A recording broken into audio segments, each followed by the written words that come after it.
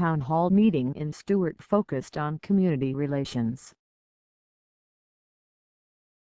By Lori K. Blandford of Martin County, Ensign Beach resident Charmaine Lafleur asked leaders from across the county about what to do during traffic stops in the wake of law enforcement-involved fatal shootings of black men.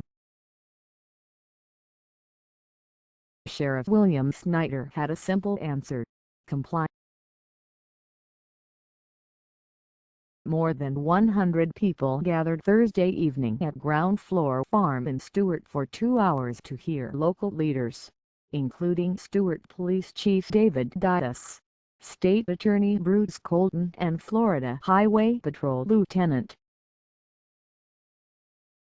Darren Slater, answer questions like these. If people feel like they were wrongly stopped, Slater said, the supervisor who identifies trends in traffic stops is only a phone call away.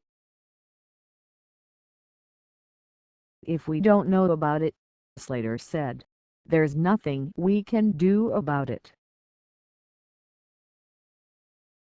The community meeting, called United We Stand, Leading by Example, was organized by Aaron Ames, the Old Sound native and owner of Aaron's Towing since he started the business in 1989.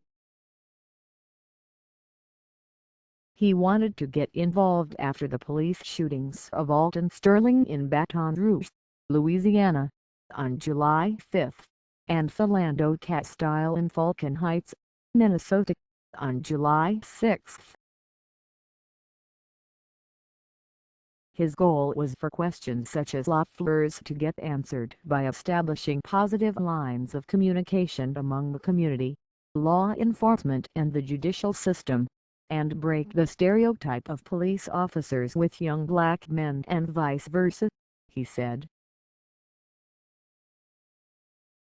I want to break that friction, Dames said. I want the youth to be comfortable when the sheriff's office stops them and also want the sheriff's office to be comfortable when they're making the stop.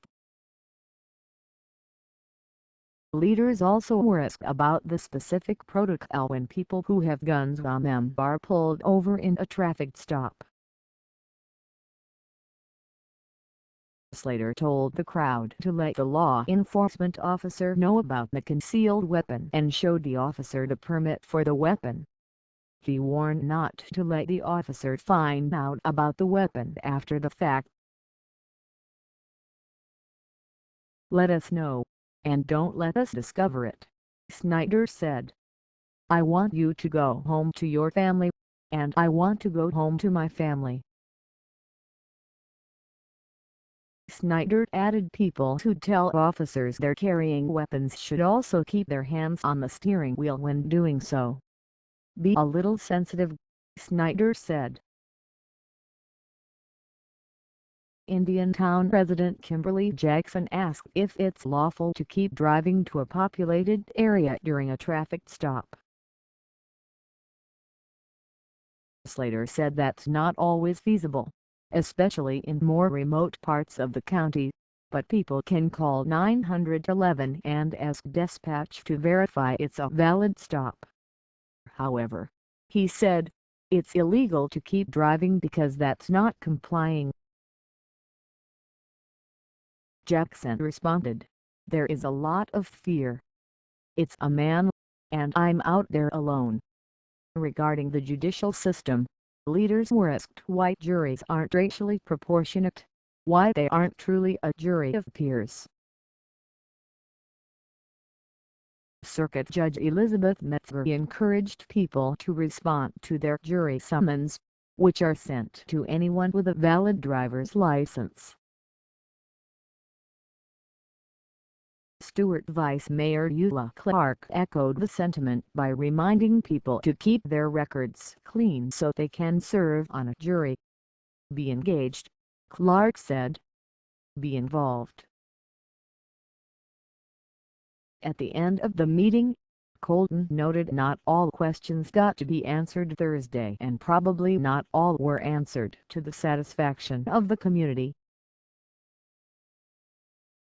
However, Dames already said the meeting is just the beginning to start a dialogue among all races and backgrounds. There's a genuine fear of being stopped by yourself as a black male that you can get killed, Dames said. We've got to change that.